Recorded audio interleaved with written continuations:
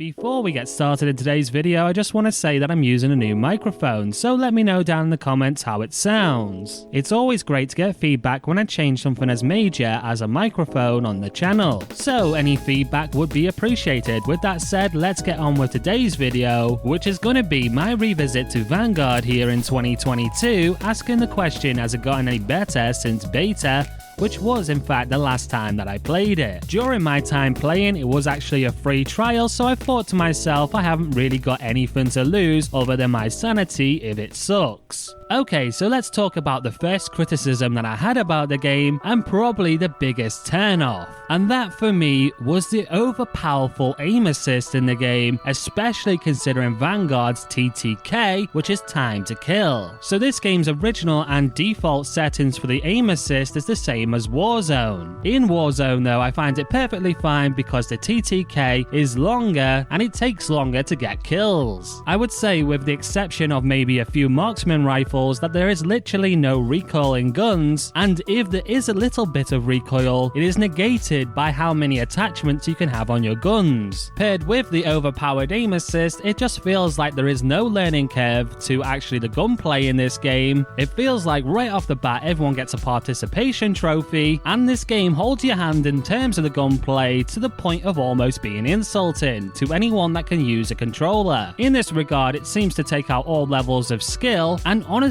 when I'm a top scorer, I do not feel accomplished or rewarded, and I didn't think it's because of my mechanical controller skill. You could argue that getting into the position to get the line of sight to let the controller do the work for you is a bit of a skill in itself, but doesn't feel like I'm actually achieving something. It honestly feels like when you are the top scorer that you just got lucky with the spawns, and pretty much anyone in the lobby probably could have done the same too, had they been lucky. I said in the beta video that it tried to mix MW19 with the gunplay of Cold War, and I pretty much think that I was bang on with that statement. To sum up the gameplay, I would say it's over casualization, and as a further note, I would say that Activision and the devs of this game obviously think that the COD community is full of people that have an IQ of under 60 and clearly need all the assistance that they can get. I kid you not, I could have sworn that my crosshairs moved without me actually touching the right stick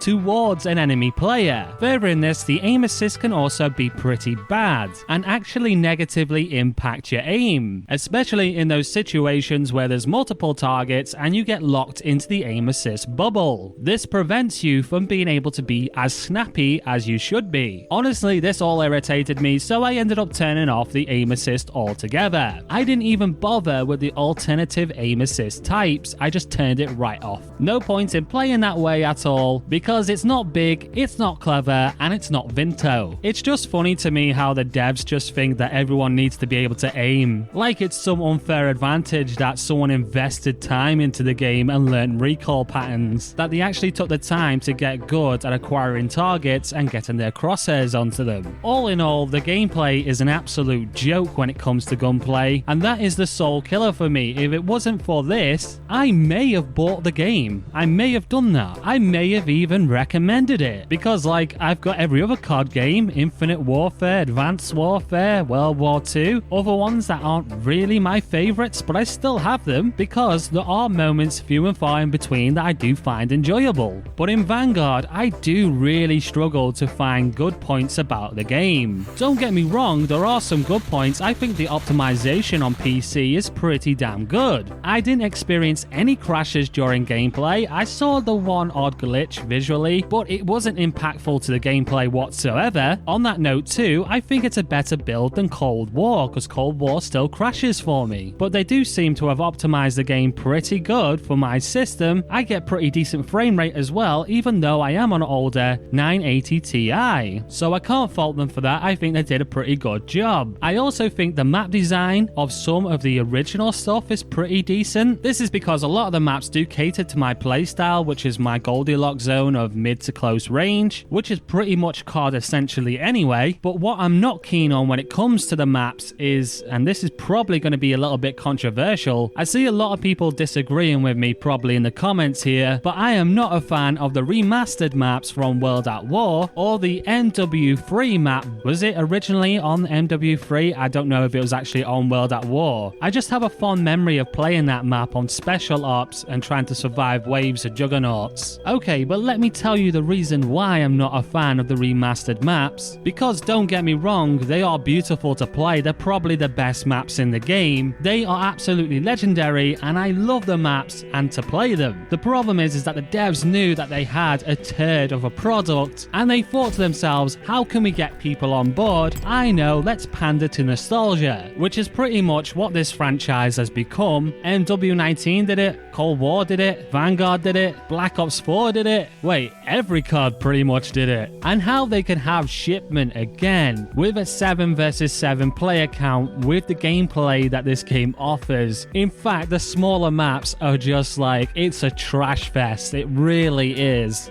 Wow, look how amazing and fantastic this is. Chaos and explosions everywhere. Don't worry boys, it doesn't take any skill to actually shoot the guns. Everyone gets a positive KD in the end. Vanguard. In all honesty, I want to come back to this game and I wanted to have a better experience. I wanted to be able to say, well, Vanguard's actually changed now. It is actually a pretty decent game. I honestly don't enjoy making the reviews where it's like overly one-sided. I like to have a bit of diversity in what I'm gonna say. But honestly, it's really hard for me to come out and say positive things about this game or to recommend it to you guys. I feel like I would be doing a disservice. I couldn't even recommend it at the £25 that they're currently selling it for, which I'm guessing is because they're struggling to get players in. I would much prefer to say go back to MW19 or Cold War, and I would recommend those games over this any day of the year, any day of the week, 5 times out of 5. If you're a sucker and you already bought the game by pre-purchase or something, I feel immensely sorry for you. Is there anything that I can do to make your life a little bit easier? Maybe if you have a friend that did the same thing or a couple of friends that did the same thing, maybe you can go into custom. I don't know what the custom settings are like, but maybe it's like the old CODs where you can change the health of each player. Maybe upping that and playing some custom